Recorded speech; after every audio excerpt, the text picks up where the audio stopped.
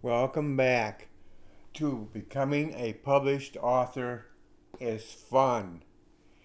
Um, if you don't understand why I say that, then I invite you to check out episode 8 where I explain that. But we are now in episode 21 and we're looking at multiple third person. So, the very first thing I want you to understand with multiple means more than one. Typically, in third person, you have one primary character who carries the whole story throughout the book, um, and you are in their thoughts. You can read their minds. You know what they're thinking and everything else about them. You see the story through their eyes. In multiple third person, you have more than one. Now, I have used this, by the way, and it can be used very effectively. But there are some rules that I think you should follow. So let's look at some of the rules we have.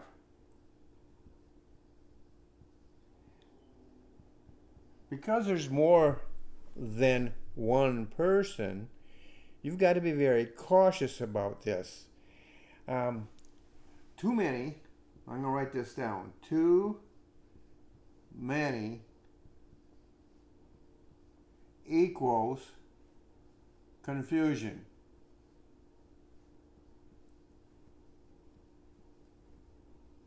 That bears repeating.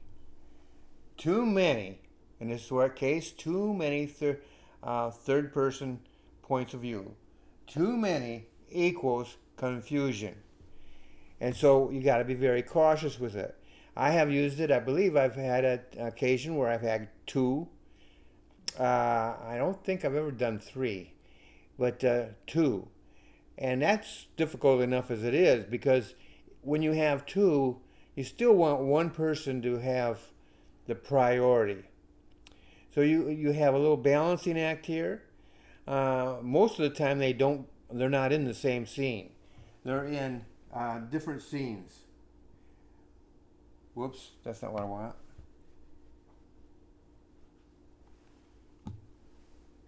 They're in different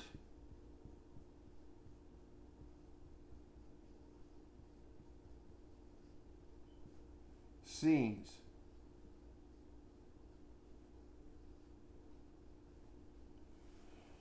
So that eliminates the idea of confusion. So first of all, you don't want too many of them.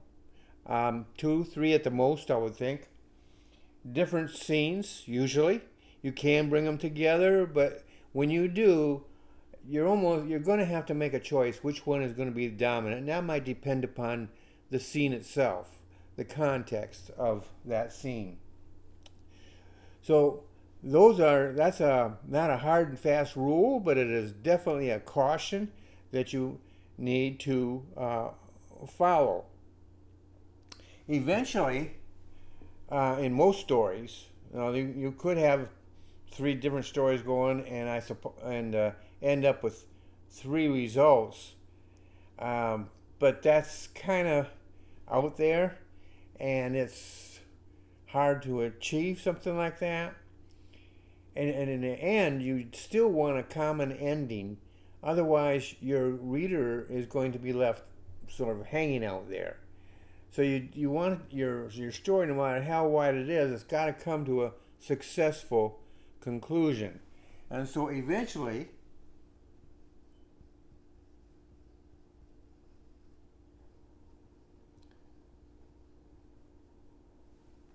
I think supposed to be two L's there. Eventually. No? We'll go with one. I don't have my dictionary available right now, so I'm not going to do it. Eventually, there's going to be conclusion.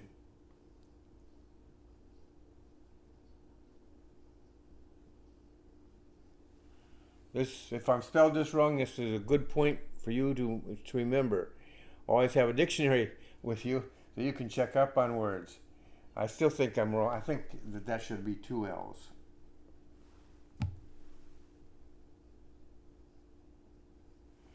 But in any case, you want to have at the end of the book, you want to bring it all together. So you say, well, why is that necessary? Because you have to remember that even if you were writing a series of books and you're going to carry a thing forward to the next book, it's always a good idea to have the current story come to a successful conclusion. Now you can have the beginning of another story, sort of the seeds for it, forming towards the end of the first story, so that then that goes out to the second story and so forth.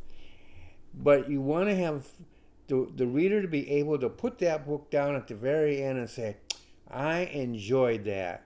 I want to find out, and I want to find out how these things go forward. When you're writing a series, sometimes you have to plant that little seed in there. Maybe there's a guy and a girl, and at the end of the first book, they're very interested in another, and you want to see how that develops. You still have to have something of a conclusion in a relationship, either to a split or to bringing them closer. And you can, in that sense, you can leave sort of like a question as to how it's going to end up going forward into the next book and so forth. But the reader, always keep the reader in mind. You want them to, if there is something hanging out there that's unfinished, you want to leave them with a sense of anticipation. But if you're done with that character, done with that particular story, you want to bring it together so it's, again, a successful ending where the reader, they may not have come to that conclusion, and as they built up to it, they may have been thinking of a different conclusion. So you want to make sure your conclusion that it actually has comes together in an understandable and a pleasing manner, successful manner. So this is something that is not very, I haven't heard a lot of authors using this method. It is out there. It is something that you might want to play with, experiment with. Generally speaking, you have only one primary character in a book. Now we've already covered that. But I think that this is something that has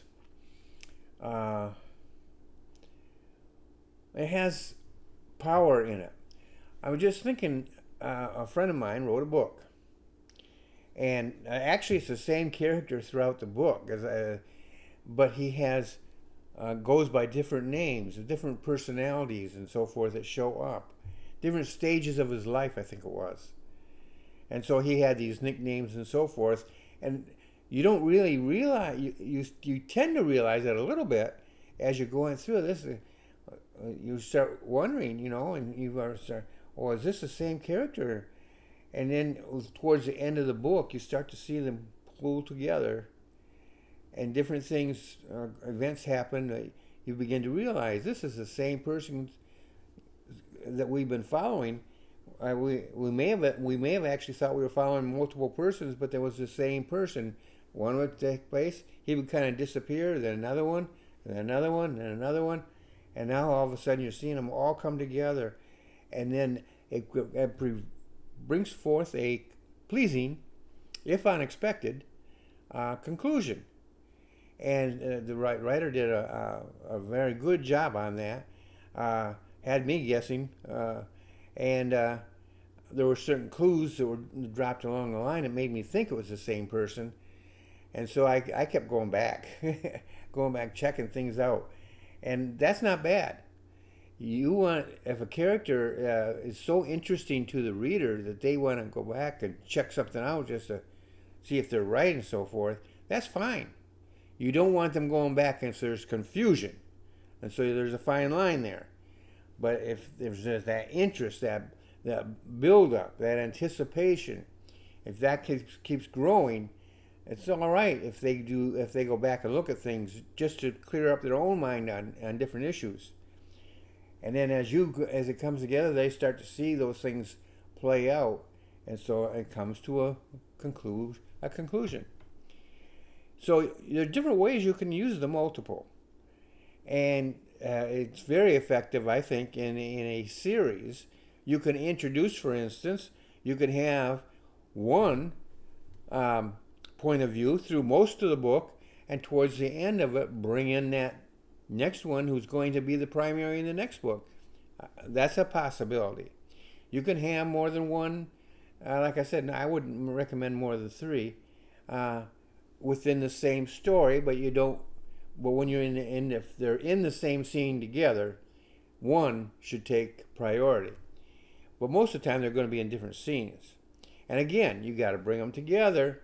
And at the conclusion of the book, one will be the primary, and the others will be a little bit less. But it's something you can experiment with, explore, and just see if that works for you. So remember this, though, that too many of them can create confusion, and that can vary from book to book. Two might be too many, or three. And I think that the more you get over, if you go over three, I think you're really into getting into that territory of confusion. Different scenes. Try to isolate them so that they don't stay they're not in the same scene together, because that's when there's going to be a clash. Now you may want that clash, and that's fine. If you want that clash, and these two one could be the antagonist and one the primary character, and they clash. You might have that, or you just might have different characters in the book who sometimes come together and sometimes are separate. The context will make the whole difference as to how you play that out. But I would recommend that in most cases, keep them in different scenes. And remember that eventually you have to come to a conclusion that pleases the reader. Don't ever forget that you're not writing to please yourself. You're writing to please the reader. And sometimes when you're editing, you may have to step back a little bit and actually look at it as though you were the reader. In fact, when we get into editing, that is one of the things that will be discussed, is how to properly edit, the viewpoint, actually, of editing. It can vary. So that's episode 21, multiple third. Now we're going to get into some more character building going forward, but that is what we had: first person, third person, multiple. We're not getting into second.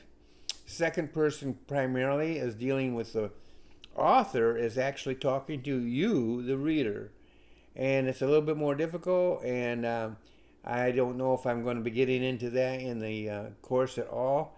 It's very difficult, but it does have some promise. And in the coaching anyhow, if that's something you want to explore, that is something I will definitely get involved with you on. But as far as a scheduled lesson, I don't currently have that planned.